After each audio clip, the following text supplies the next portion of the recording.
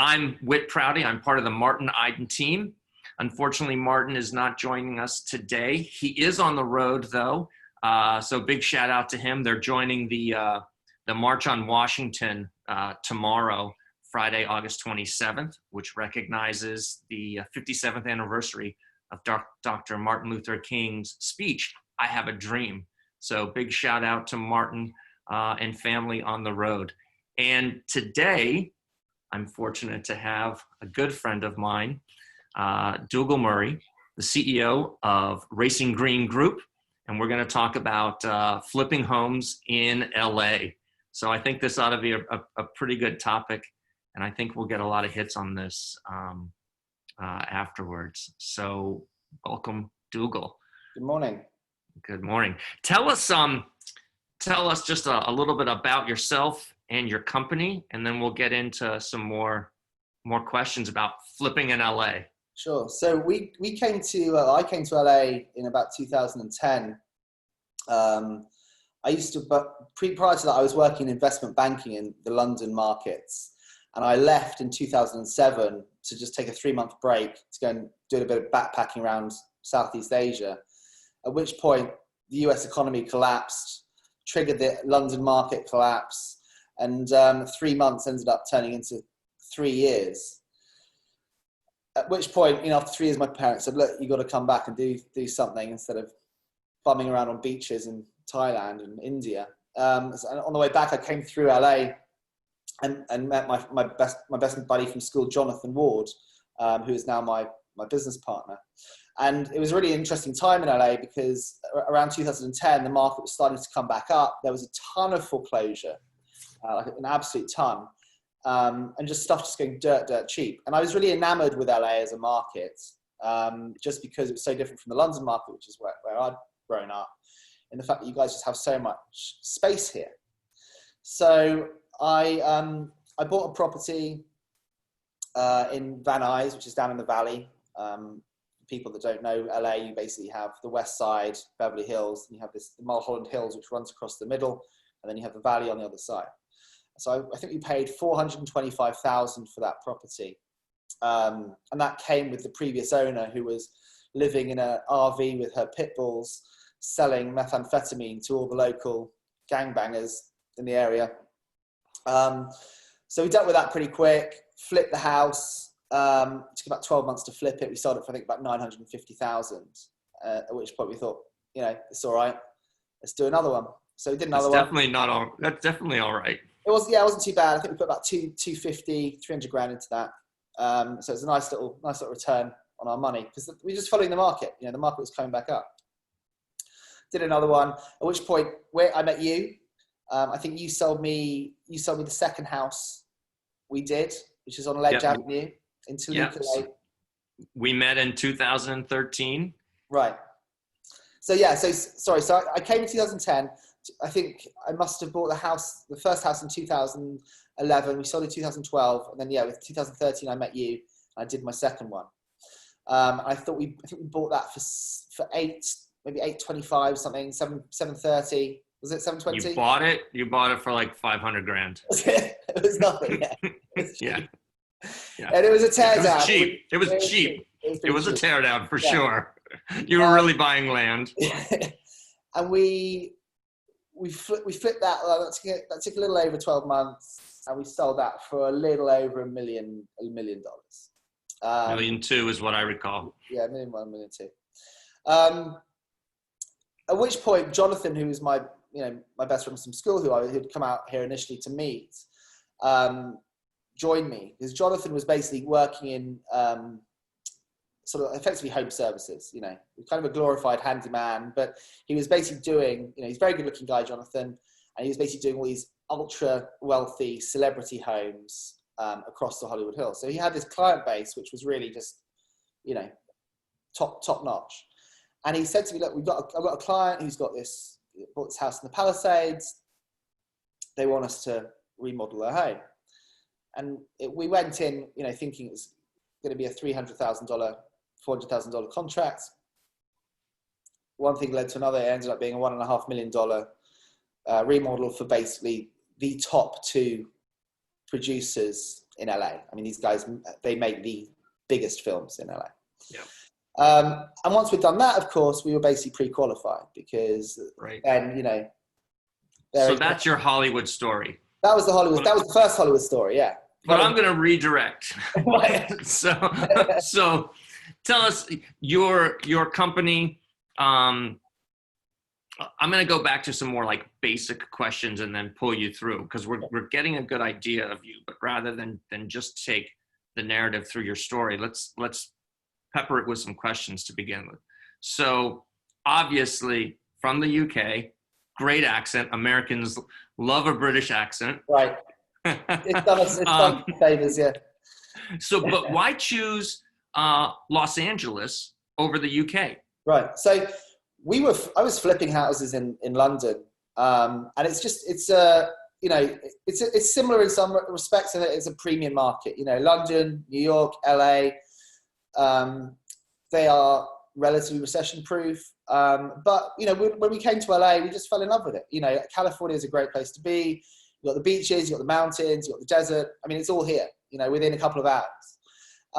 And then the fact that, you know, everything was very, very cheap. And we were doing houses, you know, in LA, for a couple of $100,000, I was basically buying, you know, 1-bedroom apartments, trying to squeeze in a second bedroom or a bathroom somewhere, really in the kitchen and then selling. You know, that was it. It was a volume game.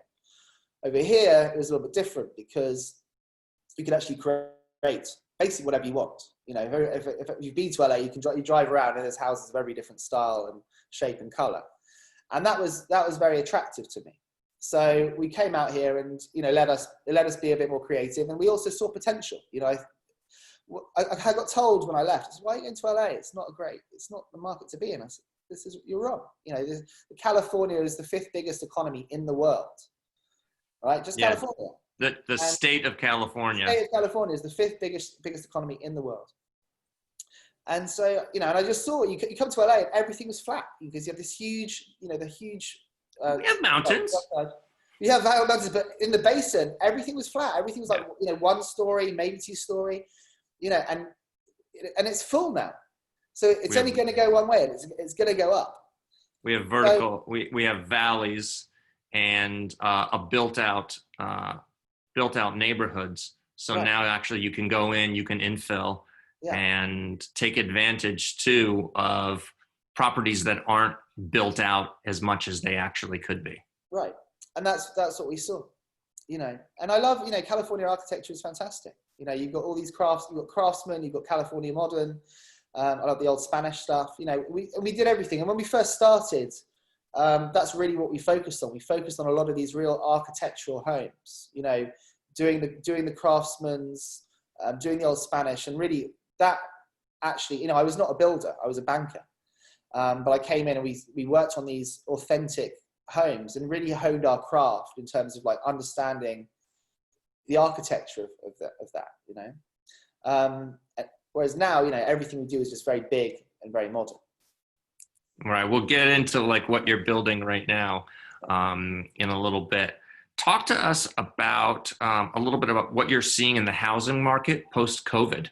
Well, actually, not during COVID. Let's be realistic. Yeah, during COVID. I mean, for us in LA, you know, it's actually been quite an interesting time. When COVID first hit, you saw a lot of stuff, a lot of buyers fall out. You know, a lot of things thought there's going to be a market crash. Everyone's been talking about a crash.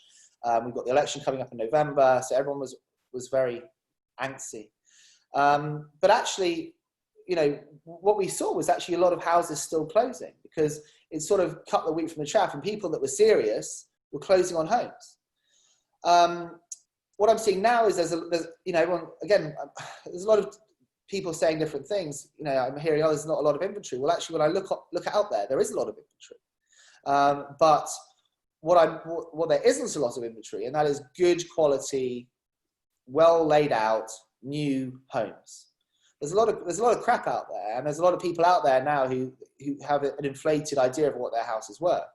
So what I'm seeing is a lot of price corrections of overinflated pricing. And so some of that sort of stuff is sitting and is sort of slowly coming back down. But the stuff that's good, you know, it's got a good floor plan, good views, you know, well designed, is going like that. I mean, we sold our last house in 3 weeks for basically asking price. Right. Buyers are willing to pay for quality, for good homes, Right. for properties that they don't have to do anything to. Exactly. And then they're discounting for homes where they feel they'll actually have to invest in. It'll take their time to remodel. All of these things that they just want to move in, pay for the home, and enjoy it immediately. Exactly. And then also at the lower end of the market, you've got a lot of people who are, now working from home full time. They've got a couple of kids running around the apartment and they need to get out. Like, it's not workable. How do you do it? If you've got a child, you've got a wife, you and your wife are working from home, you've got to get out of these apartments. So a lot of people, like the lower end of the market is sort of, $1 million, $1.5 million market. There's sort of new homes or starter homes. That's what it costs in LA, starter homes. Yeah. 1.5 mil. That market is hot because people are desperately trying to get into it. They're selling their apartments. They're trying to get into it. So for me, the confidence is still there. With the election coming up, you always see a slowdown approaching it. We saw that in the last election. But then as soon as the election is over, it doesn't matter who gets in, whether it's Biden, whether it's Trump, if it had been Hillary, it goes back up again. I think if Sanders had got in, maybe there'd have been a little bit of a different reaction. But still, I see it. Every time market slows down, as soon as the election comes up, bam, there's a feeding frenzy again. Yeah, we do have statistical information about that, and we can absolutely look at our graphs for that. Right. So, overall, I'm very confident about the market. Are we due a recession? Yeah, we are. So are we going to see a dip? Maybe. Maybe we're going to see a dip in 10-15%. Okay. Well, I factored that in. But honestly, in this premium market, and if you look the same in the London markets, the last recession, if there's a dip, you get a 5% dip. You get the Russian and the Chinese coming in, and you think, right, great, I get a bargain, and they're buying stuff up. And it's the same in LA. It's the same in New York.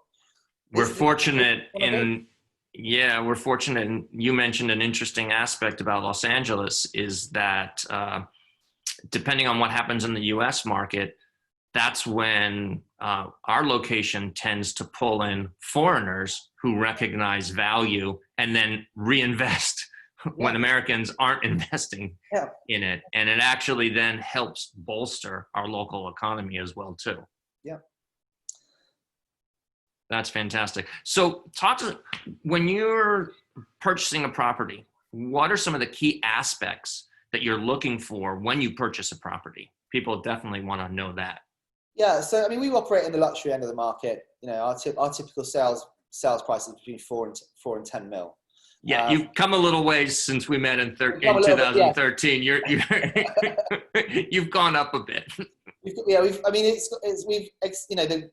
company growth has gone very, very quickly. But I'm on my phone. I use Redfin as an app, and I have about 70 houses which come on the market every day in the areas that we operate. And very quickly I can see what's the price per square foot, and is that going to work? That's the first thing I look at. Am I going to buy in at X so I can I know what my build cost is, and can I make a profit on the back end? So first of all, I'll click through that. I'll look at the numbers. If the numbers look okay, that's fine. I'll click into it, and then I'll see where's the property. Is it a decent lot? Is there a decent view? Because at this price point, really location is everything, and that's really what it's all about. After that, then we'll go into property. So I'll you really are focusing in on an area, and then that area really well, correct? Yeah, so our area really is the Mulholland Corridor, so Hollywood Hills, effectively. We operate in the Hollywood Hills, from Hollywood to the Palisades. We've also got some stuff in the Venice Corridor, and we just bought a house in Malibu as well. So it's sort of very much that luxury corridor all the way through. Hillside, all our construction is hillside. Everything has views, and we're typically looking at stuff, 4,000 square foot plus. That's what you're building, correct? Sort of built. Yeah. Is there a minimum lot size that you're looking for? Not necessarily. I think it depends where you go. In some areas, probably wouldn't do anything under 8 to 10,000 square feet. But that's not a massive lot. That's sort of an average size lot in LA, right? Right. So I mean, the Malibu house, it's 1.5 acres. We've got a house in Mulholland. I think that's probably about half an acre. But it's really about views and location. And a lot of these Beverly Hills homes, they have very small lots, and they're literally on top of each other. But it's how you then build your architecture to mitigate that and give the privacy that people want, because everyone out here is a celebrity of some sort. So privacy is key. Yeah. So, talk to us about the benefits of flipping house versus maybe multifamily investing as well too, because in part of the real estate world, obviously some people are like, you know what, hey, I want to use my money and I want to flip it. Other people want to maybe a different kind of investment, and they look towards multifamily investing. And you come from an investment background. Well, yeah, I mean, I obviously do come from an investment background, but also our deal structure is funded by investors. So, all our deals, we have private investors who put money in our deals. And a lot of them also, I'm sure, have money in multifamily. What's attractive about our offering versus multifamily is that it tends to be shorter term scale. So you put the money in with us, we're generally in and out within about 18 to 24 months. With multifamily, generally the process is longer. Generally, you're about 3 to 5 years. Multifamily is, in my view, obviously a little bit less sexy. I think in downturns, if the bottom of the market gets hit, then you have a lot of issues in multifamily. Multifamily guys will say different. They'll say, well, the luxury guys are the ones get hit, but that's not what I'm saying, especially not in LA. And what we do is we do a very unique offering with what we do. So it's very, very custom. Whereas with multifamily, it tends to be a little bit more generic. You're looking at numbers. What's my occupancy rate? How can I turn my units with basically putting in the minimum amount possible, which is effectively veneer countertops and stainless steel appliances. That's generally what they do, paint them and then try and get occupancy up. Whereas with us, it's we're only doing 8 projects a year. That's it. So it's just they're different. They're different and the same. For short term yield, I think we are definitely the more attractive option. Fantastic. So, what advice do you offer to people who are thinking of trying to flip a home themselves? I think the first thing is to obviously do your research, know your area. Don't go into it. I mean, the old saying is, you buy the worst house in the street and sell the best, and that's great. But don't try and think that you're going to outperform the market. Look at your comps. I market my deals on the comps now, not where I think the market's going to be in 12 months. Working on uplift. And then also just make sure you've got enough money in the back pocket when stuff goes wrong, because it will. It always goes wrong. And it's how you deal with that and mitigate it. I mean, we have 35 guys working for us right now across 10 sites. And it's just a firefight constantly, but it's how you firefight and how you mitigate it, and just accepting that that's going to happen, Do you need a construction background in order to flip a home? I think it definitely helps. Yeah. I mean, even though I was an investment banker back in London, I was flipping homes on the side, even though they were small apartments. That has definitely helped. I mean, now, I'm a fully licensed contractor. We have our electrical, concrete and general licenses underneath us. I have a crew of 35 guys who are all on staff. And that flexibility, having those 35 guys on staff, means that I can flex across those 10 projects. I think if you're coming into it as an average Joe, you've got to make sure you've got a good contractor that you trust, and you just got to make sure that your budgets are realistic, because I think a lot of people come in thinking I can build a house for $200 a square foot. That ain't the case anymore. Okay, so that brings up a point. Do you have a horror story you want to share with us? Yeah, well, I got one of those nightmares, like, be careful because this could happen to you. Yeah, well, yes, we all know Whit and I actually helped me with one of my major horror story. I had one development a couple of years ago, which was just horrendous. I had a business partner who I went into business with on a Spanish house in the valley. And she just clearly, she told me the permits were being handled. It was a disaster. Hillside. Know your business partner. Know your business partner. Make sure that if you're going into something, you know that you can get permits quickly without major issues. So seek advice up front. And you just gotta do your research, because if you buy a bit of land and you can't build what you need to build, you've got to have a plan B. And luckily, that's the one deal I lost money on. I had enough other projects coming up to basically manage that one and mitigate the loss. But yeah, you've got to be very careful and be aware that, if stuff does go wrong, how are you going to handle yourself? Right. It'd be nice to say that every house was 100% and you get a positive return. But let's be realistic. If you're truly in the business, you have your ups, you have your downs, and the idea is to have more ups than downs. Yeah, and I think we're at the point now where we go into projects knowing we've got the permit sorted. I think when you're learning, I mean, I say that was my $200,000 MBA, basically that project. Yeah, that's what it cost me. But and looking back, it was, as much as that hurt, it was worth it because you just learn so much from those sort of projects. But once you've learned from them, you don't want to have them happen again. That's for sure. Right. So who do you? Well, actually, let's describe typically like what you're building right now, and then maybe after you tell us what you're building, then tell us like who do you typically sell your homes to? Yeah. So all our stuff, if you go on our website, which is racinggreengroup.com, or our Instagram page, you'll see we have a very distinctive style, which is very modern, contemporary. It's very much earth tones, neutral palettes. I'm going to jump in. Yeah.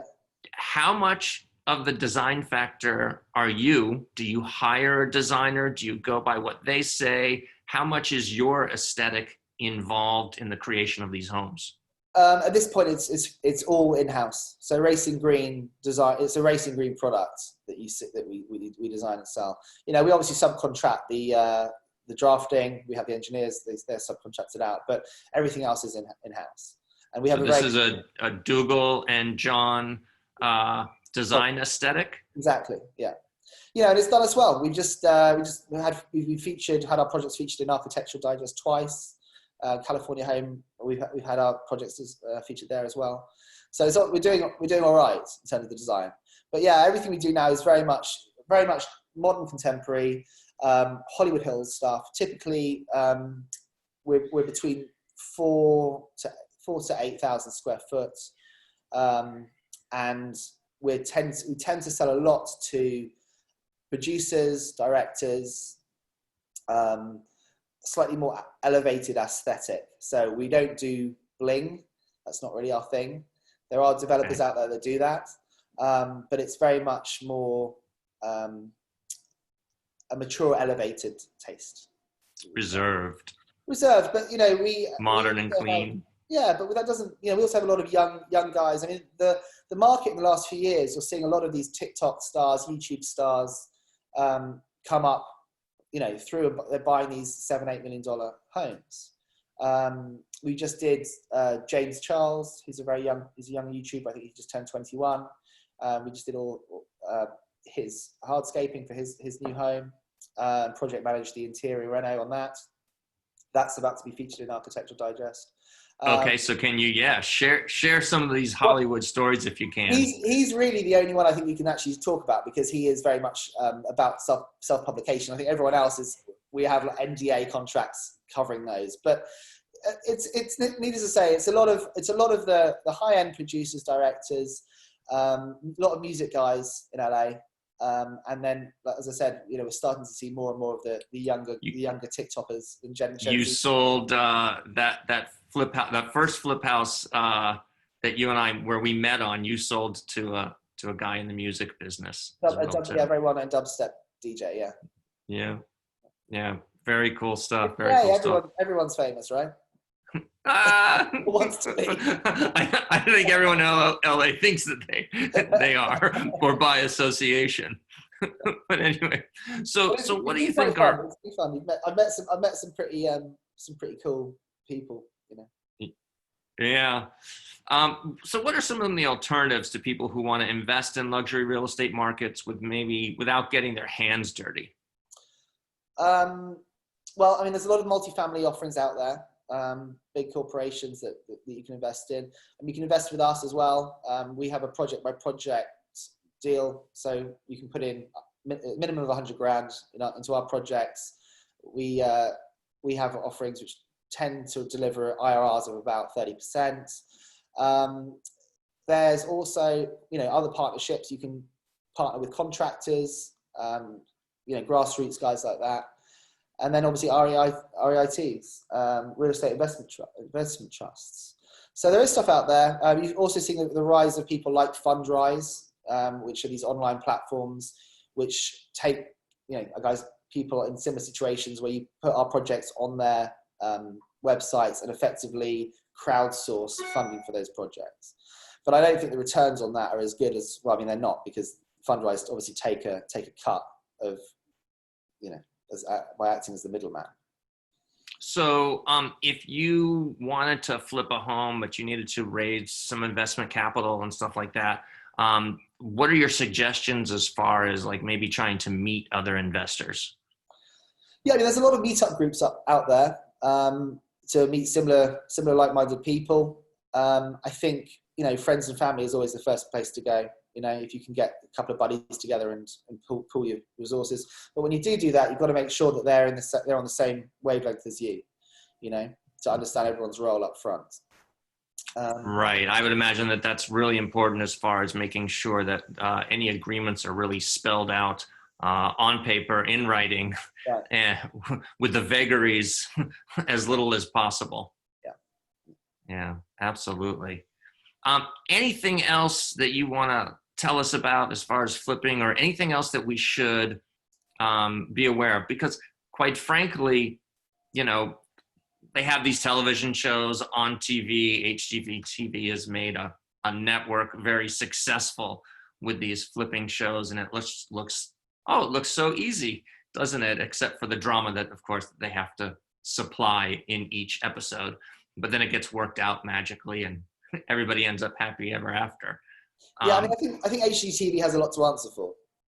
I think it looks great. It looks a lot of fun, but a lot of the time the numbers aren't included in that. So they don't include the selling costs, the holding costs, and all that sort of stuff. So if you do go into it, and I would say do it. If you've got an interest, do it. I mean, we've grown our company from that first house we bought in 2012 for 450,000. We're now operating. We have $50 million in construction right now. Which is, a massive growth in the last 8 years. So yeah, absolutely go and get involved, do it, but just make sure you run your numbers and just make sure you know that you've accounted for everything. And don't overestimate what you think you can sell for. Because I think that's, we pick up a lot of deals from people that have basically stumbled and fallen along the way. A lot of the deals we find in the hills, people who got in, they've started building out, they've run out of money, the bank's taken it off, and we buy it back off the bank cheap and just finish the project. So just make sure that isn't you. Make sure you've got enough cash in your pocket to get the job done. Fantastic. Well, we're actually at the end of our half hour. Dougal, I can't thank you Flew enough. by. It flew by. That is fantastic. Really, LA flipping, pretty cool stuff going on in Los Angeles. You do amazing building. Definitely check out your website. Jared will put that information on a link so that people can check out what you're building and what projects you've got coming up as well too, because you really do beautiful stuff. Thanks, Webb. Appreciate that. So appreciate your time. And this will end it for this week, the 21st episode. Next week, we'll catch you in our 22nd episode. And I think Martin will be back hosting that one. Yep. All right. Awesome. Thanks, Dougal. It's a wrap. Cheers, guys. Thanks, everybody. All right. Take care. Bye. Bye.